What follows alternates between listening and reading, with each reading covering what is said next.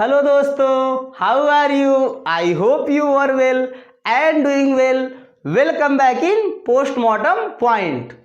तो जैसा कि आप लोगों ने पिछले वीडियो में देखा कि जीवन अवधि क्या होती है, यानी लाइफ स्पैन क्या होता है, लाइफ एक्सपेक्टेंसी क्या होती है, एनसीईआरटी में जो एग्जाम्पल दिए गए हैं उन एग्जाम्पलों का जीवन काल कितना होता है। और आप लोगों ने ये भी देखा कि टर्टल और टार्टवाइज में क्या अंतर होता है, कौवा और तोता की साइज तो एक समान होती है परंतु उनके जीवन काल में इतना बड़ा अंतर क्यों होता है, इन सब के बारे में आपने पढ़ा।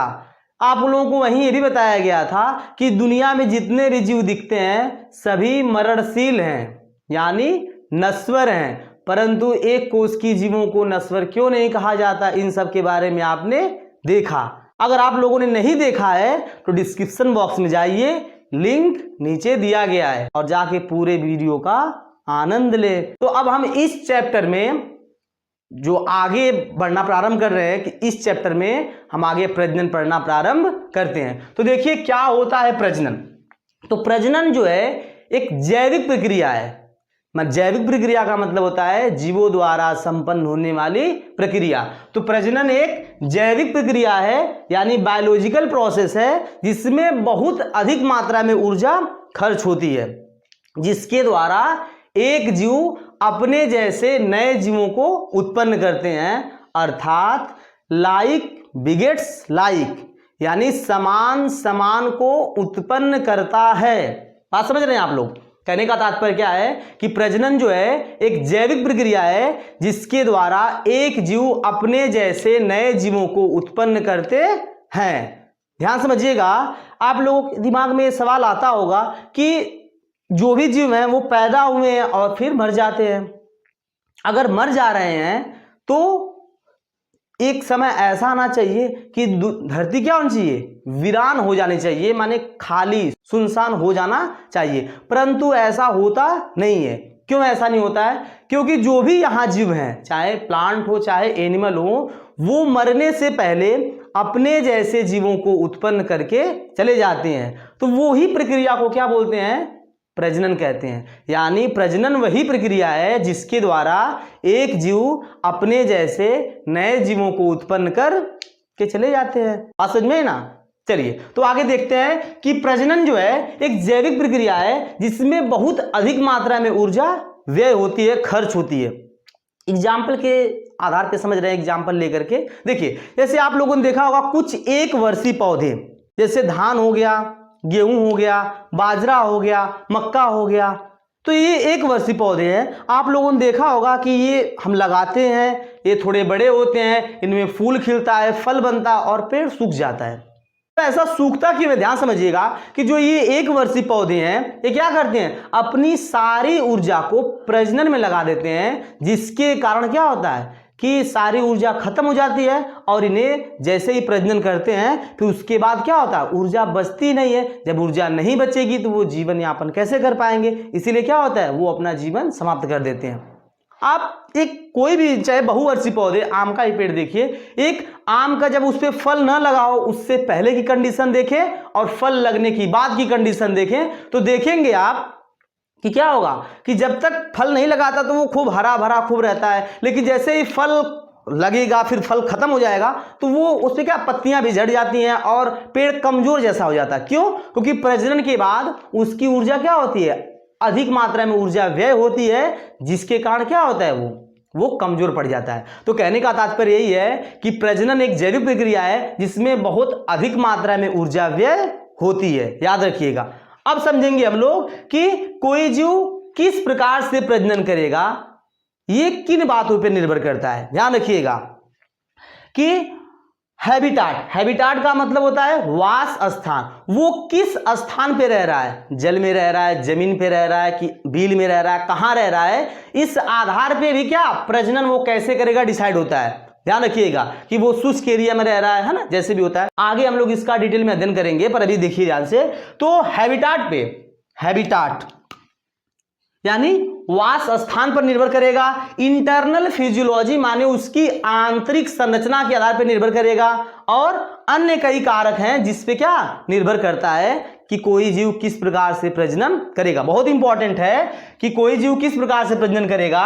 वो हैबिटाट वास स्थान, इंटरनल फिजियोलॉजी यानी आंतरिक संरचना और अन्य कई कारकों पर निर्भर करता है, याद रखिएगा। अब समझेंगे कि मोड ऑफ रिप्रोडक्शन, प्रजनन के प्रकार। तो प्रजनन में भाग लेने वाले जीवों, क्या लिखा गया है, पार्टिसिपेशन ऑफ ऑर्गेनिज्म के आधार पे प्रजनन दो तरह का होता है। एक बोलते हैं असेक्सुअल रिप्रोडक्शन और एक को बोलते हैं सेक्सुअल रिप्रोडक्शन, यानी अलैंगिक प्रजनन और लैंगिक प्रजनन। यहीं पे एक बात ध्यान समझिएगा, अलैंगिक प्रजनन सामान्यतः एनिमल में यूज किया जाता है और इसी को वेजिटेटिव रिप्रोडक्शन या वेजिटेटिव प्रोपोगेशन प्लांट के लिए यूज किया जाता है। और अगला क्या है, सेक्सुअल रिप्रोडक्शन। तो आने वाले जो भी वीडियो होंगे उनमें इनका क्या डिटेल एक्सप्लेनेशन किया जाएगा। तो अब हम क्या करेंगे, अब हम लैंगिक और अलैंगिक में अंतर देखना प्रारंभ करेंगे। चलिए, तो यहां पे हमने 3 कॉलम बना लिया है, एक में प्रॉपर्टी लिख ली है और एक में असेक्सुअल रिप्रोडक्शन और एक में सेक्सुअल रिप्रोडक्शन लिख लिया है, ताकि हम सबका क्या कर सके, अध्ययन कर सके बहुत इजी तरीके से। देखिए ध्यान से, तो प्रॉपर्टी में पहला प्रॉपर्टी है पेरेंट। तो बात करेंगे कि असेक्सुअल रिप्रोडक्शन और सेक्सुअल रिप्रोडक्शन में किस प्रकार के पेरेंट की आवश्यकता होती है। तो ध्यान रखिएगा कि ये जो है ये यूनिपेरेंटल होता है। कैसा होता है, यूनिपेरेंटल, यानी इसमें कोई एक पैतृक ही क्या होता है, प्रजनन करने के लिए रिस्पॉन्सिबल होता है, जिम्मेदार होता है। जबकि सेक्सुअल रिप्रोडक्शन में बोथ मेल और फीमेल की आवश्यकता होती है, अर्थात ये कैसा होता है, बाई पेरेंटल होता है। कैसा होता है, बाई पेरेंटल होता है। कैसा होता है, माने इसमें कोई एक पैतृक अपना काम माने प्रजनन कर सकता है, लेकिन इसमें क्या होता है, सेक्सुअल के लिए मेल और फीमेल का होना कंपलसरी है, अनिवार्य है। इसलिए क्या पहला अंतर क्या हो गया कि ये यूनिपेरेंटल होता है, या माने इसमें एकल पैतृक की आवश्यकता होती है और इसमें द्विपैतृक यानी नर और मादा दोनों की आवश्यकता होती है। अगली बातें करेंगे गैमेटोजेनेसिस यानी युग्मक निर्माण का। युग्मक जनन की प्रक्रिया असेक्सुअल रिप्रोडक्शन में नहीं होती है और सेक्सुअल रिप्रोडक्शन में होती है। समझिएगा कि जो युग्मक निर्माण की प्रक्रिया है वो अलैंगिक प्रजनन में नहीं होती है, जबकि लैंगिक प्रजनन में होती है। तो युग्मक जनन के परिणाम स्वरूप नर युग्मक शुक्राणु और मादा युग्मक अंडाणु का निर्माण होता है। किसमें, लैंगिक प्रजनन में, याद रखिएगा। अब बात करेंगे जब युग्मक का निर्माण नहीं होगा तो इनमें निषेचन भी नहीं होगा, यानी इसमें निषेचन भी नहीं होता है और इसमें निषेचन होता है। अब निषेचन जो होता है वो दो तरीके का होता है। अगर शरीर के अंदर होगा तो उसे बोलेंगे आंतरिक निषेचन, अगर शरीर के बाहर होगा तो उसे बोलेंगे बाह्य निषेचन, याद रखिएगा। तो निषेचन भी अलैंगिक में नहीं होता है और लैंगिक प्रजनन में होता है।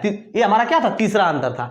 अब जब निषेचन नहीं होगा तो जाइगोट या भ्रूण का निर्माण नहीं होगा। तो इसमें क्या होता है, जाइगोट या भ्रूण का निर्माण नहीं होता है, जबकि इसमें होता है। याद रखिएगा, जाइगोट का जो निर्माण है वो अलैंगिक प्रजनन में नहीं होता है, जबकि लैंगिक प्रजनन में होता है। याद रखिएगा। आप समझिए, जाइगोट का जो भ्रूण का विकास है अगर वो शरीर के अंदर हुआ तो हम उसे क्या बोलेंगे, जरायुज बोलेंगे। अगर शरीर के बाहर हुआ तो उसे हम क्या बोलेंगे, अंडायुज बोलेंगे। याद रखिएगा, इन सब का हम डिटेल आगे पढ़ेंगे। पर ऐसे अब क्या समझिएगा, अब बात करेंगे एनर्जी की बात करेंगे। तो एनर्जी जो होती है अगर इनकी कंपेयर की जाए, तुलना की जाए, तो असेक्सुअल रिप्रोडक्शन में एनर्जी कम लगती है। क्या लगती है, लेस, कम लगती है। और इसमें क्या होती है, मोर। इसकी तुलना में एनर्जी जो है सेक्सुअल रिप्रोडक्शन में अधिक लगती है। कहने का तात्पर्य क्या है कि अगर दोनों का कंपेयर करें तो अलैंगिक में कम ऊर्जा लगेगी और लैंगिक प्रजनन में अधिक ऊर्जा लगेगी। ठीक है, आगे देखते हैं, टाइम की बात करेंगे। तो जो है असेक्सुअल रिप्रोडक्शन में लेस टाइम माने कम समय लगता है, इसमें क्या लगता है, ज्यादा समय लगता है। क्यों ज्यादा लगता है, ध्यान समझिएगा, क्योंकि अब इसमें बच्चा पैदा होगा, बड़ा होगा, फिर प्रजनन करने की क्षमता गेन करेगा, फिर प्रजनन करेगा, फिर उसके बच्चे पैदा होंगे, बहुत समय लगता है। इसमें ऐसा कुछ नहीं होता है, इसमें ऑर्गेनिज्म मैच्योर है, फटाक फटाक डिवाइड करेंगे और प्रजनन बहुत तेज होता है। तो कहने का तात्पर्य है कि अगर दोनों की तुलना की जाए तो असेक्सुअल रिप्रोडक्शन में कम एनर्जी लगती है और सेक्सुअल रिप्रोडक्शन में ज्यादा एनर्जी लगती है। याद रखिएगा। कॉम्प्लेक्सिटी की बात करेंगे, जटिलता की बात करेंगे, तो ये एज कंपेयर टू क्या होता है, सिंपल प्रोसेस है। क्या है, सिंपल माने साधारण प्रक्रिया है, जबकि ये कैसी है, कॉम्प्लेक्स प्रक्रिया है। कैसी है,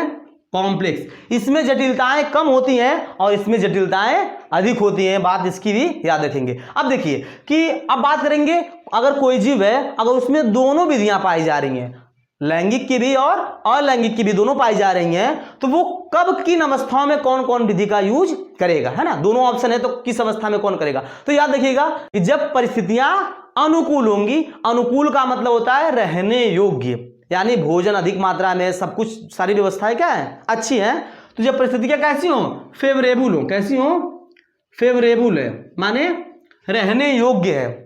जब परिस्थितियां फेवरेबल यानी रहने योग्य हैं, तो वो असेक्सुअल रिप्रोडक्शन करना प्रिफर करेगा, माने प्राथमिकता किसको देगा, अलैंगिक प्रजनन को। लेकिन जब परिस्थितियां प्रतिकूल होंगी यानी रहने योग्य नहीं होंगी, जैसे तापमान बढ़ गया, गर्मी अधिक हो गई, है ना, या फिर सूखा पड़ गया या भूख मरी, है ना, तो उसमें क्या करेगा, ये कैसा करेगा, ये अनफेवरेबल में क्या करेगा, ये सेक्सुअल रिप्रोडक्शन करेगा। ऐसे जीव जिनमें दोनों विधियां पाई जाएंगी, तो वो अगर परिस्थितियां अनुकूल रहेंगी तो अलैंगिक प्रजनन करेगा, अगर परिस्थितियां प्रतिकूल रहेंगी तो वो लैंगिक प्रजनन करेगा। बातें याद रखेंगे। अगली बात करेंगे कि प्रोजनी। तो ध्यान समझिएगा कि जो अलैंगिक प्रजनन द्वारा जो उत्पन्न संतान होती हैं, वो अपने पैतृक के बिल्कुल एग्जैक्ट कॉपी होती हैं। बात समझ में आई। कहने का तात्पर्य क्या था कि जो अलैंगिक प्रजनन द्वारा जो उत्पन्न संतानें हैं, वो एक दूसरे के भी समान होती हैं और अपने पैतृक के भी समान होती हैं, सकल सूरत में भी और अनुवांशिकी पदार्थ डीएनए के आधार पर भी क्या होती है, एक समान होती हैं। इन्हें क्या बोलते हैं, इन्हें बोलते हैं क्लोन। क्या बोलते हैं, क्लोन बोलते हैं, या फिर क्या बोलते हैं, रैमेट। क्या बोलते हैं, रैमेट। क्लोन बोलते हैं या फिर क्या बोलते हैं, रैमेट कहते हैं। किसे क्लोन कहते हैं, अलैंगिक प्रजनन द्वारा उत्पन्न संतान को क्लोन कहते हैं। ये शारीरिक एवं अनुवांशिकी रूप से एक दूसरे क्या होती हैं, समान होती हैं। जबकि जो लैंगिक प्रजनन द्वारा जो उत्पन्न संतानें होती हैं, वो भिन्न भिन्न होती हैं। तो उसे क्या बोलते हैं, इसे बोलते हैं हम लोग ऑफ स्प्रिंग। क्या बोलते हैं, ऑफ स्प्रिंग। क्या बोलते हैं, ऑफ स्प्रिंग बोलते हैं। और ये क्या होती हैं, ये अपने पैतृक से भी अलग होंगी और साथ साथ एक दूसरे से भी क्या होंगी, अलग होंगी। याद रखिएगा। अब बात करेंगे कि अगर मान लो परिस्थितियां प्रतिकूल हो गई, तो चांस किसके होंगे, सर्वाइव के। माने प्रतिकूल परिस्थितियों में अलैंगिक प्रजनन द्वारा उत्पन्न संतान या लैंगिक प्रजनन द्वारा उत्पन्न संतान, किसके जीवित रहने की संभावना अधिक होगी। तो याद रखिएगा कि जब परिस्थितियां प्रतिकूल होंगी, तो अलैंगिक प्रजनन द्वारा उत्पन्न संतानें एक समान गुणधर्म वाली हैं, तो उनके जीवित रहने की संभावना क्या होती है, कम होती है, जबकि इसकी संभावना क्या होती है, अधिक होती है। क्यों, क्योंकि लैंगिक प्रजनन में युग्मक निर्माण के दौरान जब अर्धसूत्री विभाजन होता है, तो उसमें क्रोमोसोम इधर उधर होते हैं, जिसकी वजह से क्या विभिन्नताएं उत्पन्न होती हैं। क्या होती हैं, विभिन्नताएं उत्पन्न होती हैं। तो इस वजह से उनमें अलग अलग गुणधर्म हैं। तो हो सकता है कोई गुणधर्म उस समय के लिए क्या हो जाए, बेनिफिशियल हो जाए और जीव क्या रहे, जीवित रहे। तो कहने का मतलब है कि जब परिस्थितियां प्रतिकूल होंगी, तो लैंगिक प्रजनन करने वाले जीव की जीवित रहने की संभावना क्या होगी, अधिक होगी, जबकि अलैंगिक वाले क्या होगी, कम होगी। ऐसा क्यों हो गया, क्योंकि अलैंगिक द्वारा उत्पन्न संतान क्या थी, एक समान थी, और लैंगिक प्रजनन द्वारा उत्पन्न संतान क्या थी, अलग अलग थी। ठीक है। अब बात करेंगे कि ये विधियां किन में पाई जाती है। ध्यान रखिएगा, प्लांट में दोनों में पाया जाता है, दोनों में प्लांट, है ना, प्लांट जो है इसमें भी और इसमें भी, है ना। लेकिन जो प्लांट में दोनों होता है, प्लांट में लैंगिक भी देखने को मिलता है और लैंगिक भी देखने को मिलता है। लेकिन जो लोअर एनिमल है, क्या है, लोअर एनिमल है, उनमें क्या होता है, जो लोअर एनिमल है वो अलैंगिक प्रजनन तो कर सकते हैं, लेकिन क्या समझिएगा, लोअर एनिमल तो अलैंगिक प्रजनन कर सकते हैं, परंतु जो उच्च श्रेणी के एनिमल हैं वो अलैंगिक प्रजनन नहीं करते हैं। वो क्या करते हैं, केवल, तो जो हायर एनिमल है वो केवल लैंगिक प्रजनन ही करते हैं, अलैंगिक प्रजनन नहीं करते हैं। ठीक है। तो ध्यान समझिएगा, एक बार मैं ब्रीफ कर दे रहा हूं कि हमने प्रॉपर्टी क्या पढ़ी, पेरेंट। तो असेक्सुअल में यूनिपेरेंटल होता है और एक क्या, सेक्सुअल बाइपेरेंटल होता है। गैमेटोजेनेसिस में नहीं होता है, इसमें गैमेटोजेनेसिस होता है। फर्टिलाइजर इसमें नहीं होता है और इसमें क्या, फर्टिलाइजर होता है। और जाइगोट इसमें निर्माण नहीं होता है, इसमें जाइगोट का निर्माण होता है। और एनर्जी इसमें कम लगती है, इसमें एनर्जी अधिक लगती है। इसमें टाइम कम लगता है, इसमें टाइम अधिक लगता है। कॉम्प्लेक्सिटी ये सिंपल है और ये क्या है, जटिल प्रक्रिया है। अब अगर मान लो कंडीशन, ये जनरली प्रीफर कब किया था, जब परिस्थितियां अनुकूल हो, तो ये फेवरेबल होता है ना, ये माने अलैंगिक प्रजनन होता है। जब परिस्थितियां प्रतिकूल हो, अनफेवरेबल हो, तो क्या होता है, सेक्सुअल रिप्रोडक्शन कोई जीव करता है। अब अगर मान लो इनके द्वारा जो उत्पन्न संतान होती है, जिसे क्लोन या रैमेट कहते हैं, जबकि अलैंगिक वाले क्या बोलते हैं, ऑफ स्प्रिंग बोलते हैं। और भाई चांस ऑफ सर्वाइवल किसके होते हैं, लैंगिक द्वारा उत्पन्न के अधिक होते हैं और अलैंगिक वाले क्या होते हैं, कम होते हैं। ऐसे ही क्या होता है, किन जीवों में पाते हैं, तो प्लांट में दोनों पाया जाता है, लैंगिक और अलैंगिक। लेकिन जो एनिमल होते हैं, लोअर एनिमल में ही केवल क्या, अलैंगिक प्रजनन की विधि पाई जाती है, जबकि जो हायर एनिमल है उनमें केवल और केवल लैंगिक प्रजनन की विधि पाई जाती है। आशा करता हूं आप लोगों को वीडियो क्या समझ में आया है। अगर समझ में आया है तो शेयर, सब्सक्राइब और लाइक करना न भूलें। धन्यवाद।